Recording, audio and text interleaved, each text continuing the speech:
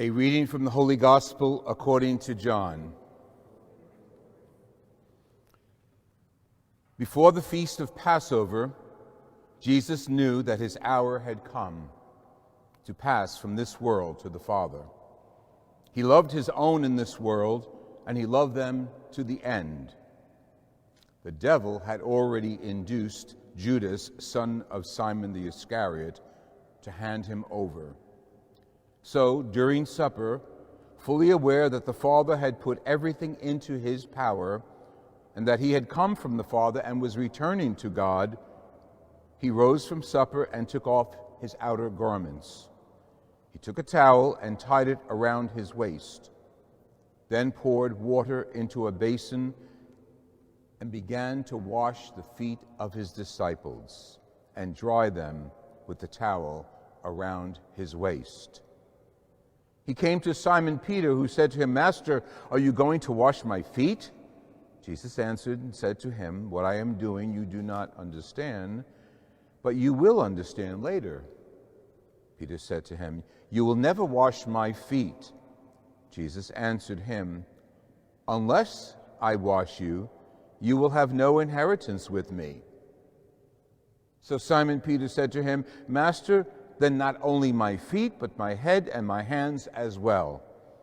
Jesus said to him, "Whoever has bathed has no need except to have his feet washed, for he is clean all over.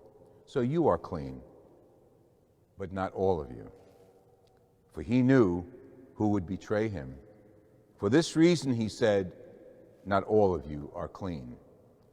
So when he had washed their feet, he put on his garments and reclined at table again. He said to them, "Do you realize what I have just done for you? You call me teacher and master, and rightly so, for indeed I am. But if I, therefore, the master and teacher, have washed your feet, you ought to wash one another's feet. I have given you a model to follow, so that as I have done, you should do." The Gospel of the Lord. Praise to you, Lord.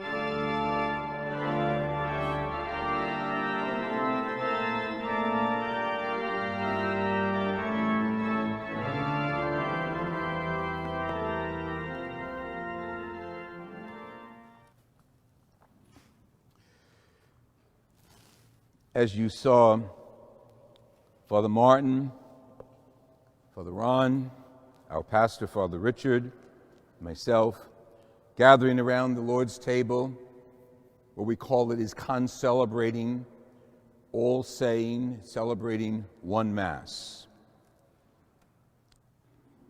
Richard did not need my help. He did not need the assistance of Ron or Martin as well. He could certainly say Mass alone, and it would still be the Mass uniting us to the Last Supper and the cross and resurrection of Jesus. So he didn't really need our help. That's why we're celebrating together. But Jesus needs your help. Not to celebrate Mass, not to say the Last Supper, not to wash the feet of his disciples then, but Jesus needs your help today. He needs our hands. And none of us really honestly can ask the question, why? What can I do? He knew that one day his followers would be remembering this Last Supper, remembering his getting on his hands and knees and washing the feet of his disciples, and thinking, it's all done. He did it. That's enough. Each of those disciples who were left, Judas had already entered into the night, were probably asking themselves, wash each other's feet. We already got our feet washed. What are we to do? How can we help Jesus now? It's all over. It's not all over. It began with his washing of their feet. And now Jesus needs your hands and my hands. It would be a lot easier if we got a bunch of people up and, as we traditionally do, wash the feet of 12 people. It's a lot easier to do that action of remembrance. He didn't want us to do that. He didn't want us to do that at his Last Supper, nor does he want us to do that in 2021. But he does need our hands. He does need us in the world. Christ doesn't need you or me. Christ is established at the right side of the Father. He's in glory eternally. He doesn't need anything, Christ himself. But Jesus, same person, who took on flesh, walked his life so we could look at him in his humanity and realize he still needs us. When he wanted to multiply, he did it. Walk on water, no problem. Heal the sick, done. But he still needs your hands and my hands today. To do what? We don't have enough time to list all the things that we can do to help Jesus. He started it 2,000 years ago, and it's not finished yet. He ascended, and he left the church in your and my hands. And the messenger at the ascension told him, don't look for Jesus up there. He's with you always. And where you are, he is. So let's give Jesus a hand tonight. Let's think of how many ways every one of us here, can ask myself, how can I give Jesus a hand? Who can I touch? Who can I serve? Who can I speak to? Who can I listen to? Thereby giving Jesus a hand today. Our society is not only hungry, but our society is starving for your touch and your words and your influence given to them through each of us from Jesus. Jesus needs your hands, and the obvious is always there. Feed the hungry, clothe the naked, give drink to the thirsty. That's great, and we say it so quickly, we think it's poetry, but it's not. There are hungry people right outside. The hospital's loaded with people who are suffering. People are mourning every day. And if we read the statistics and listen to the newscasts and let that go in one ear and out the other, we're not helping Jesus. We're not offering Jesus our hands. We don't have to do it on a grand scale. We're probably not powerful enough to do it on a grand scale. But one person at a time would be enough.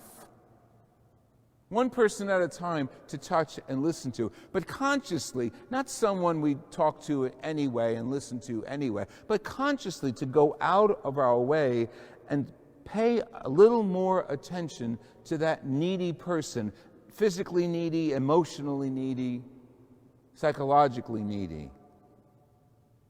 It's our option to really get on our hands and knees, metaphorically, to wash the feet of one another. Our society is filled with atheism. You don't think Jesus needs you out there telling people tonight when you leave here where you were? That you celebrated Mass of the Last Supper?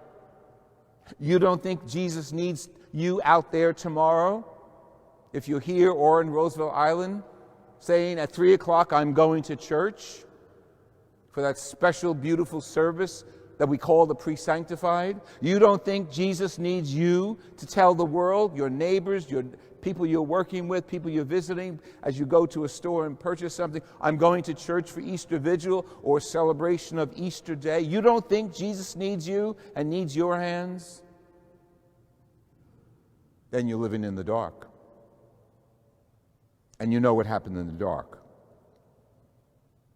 You know who left the supper to go into the dark. We're not mentioning his name. Jesus needs us to be people of political sensitivity. I toy away from correctness because it has so many implications. But you know what is right. We are Christians. We are Roman Catholics. We know what it means to follow Jesus and bring his word into the world. And Jesus needs your hands and your mouth and your feet. You might say, well, you're doing a good job. You're preaching. Father preaches, runs the church. The other priests preach, and that's not enough. It's tip of the iceberg. Don't have Peter's reaction. Oh, me? No, you're not going to wash my feet. Oh, Jesus, you don't want me to be an evangelist. You don't want me to share my Catholic faith. You don't want me to tell people to go to church. You don't. Yes, he does. This is the week, the final week of his life on earth. And the last thing he does as he ends the supper that will be our Mass someday, he washes the dirty feet of those who needed him and basically asks you and me to do the same. Tomorrow cannot be an ordinary day. The Easter season cannot be an ordinary season. The world is hungry for you and for me. The world is starving for faith. You have it. You're here. Jesus needs your hands to bring that faith to others who are hungering for it, who deny it. Jesus needs your hands to stand up for every person who is persecuted, black, white, Asian, American, European, doesn't matter. And we're not crusaders, so I'm not going to say don the sword and go out and fight. But words are powerful, and letters are powerful, and our political system is powerful if you and I use it on behalf of Jesus. This will never be a Christian country. That's all right. We're founded under democratic principles, under one God. That's pretty good.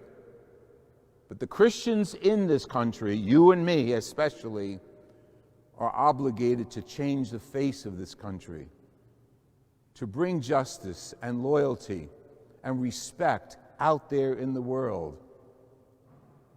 There should be no mass killings. There should be no knocking an Asian down in the street. There should be no prejudice against a black person or a Latino. But it's there. You want to know what to do? You need to know what to do? You need to know how to use your hands to bring Christ, Jesus, into the world? Read the papers. Go online. And as we see anything that smacks of Satan and the darkness that pulled Judas into betrayal, as we read anything online that is reminiscent of evil and sin and prejudice and greed, that's where Jesus needs you and me to be. Let the world know who you are. Peter did it eventually. It wasn't easy. He denied him. Yeah, I don't know the guy. But then he went back. So we can't put ourselves in Peter's denial. We can put ourselves into Peter's challenging moments. Jesus needs your hands. Let's give Jesus a hand. Let's give Jesus a hand in this world, starting one home at a time.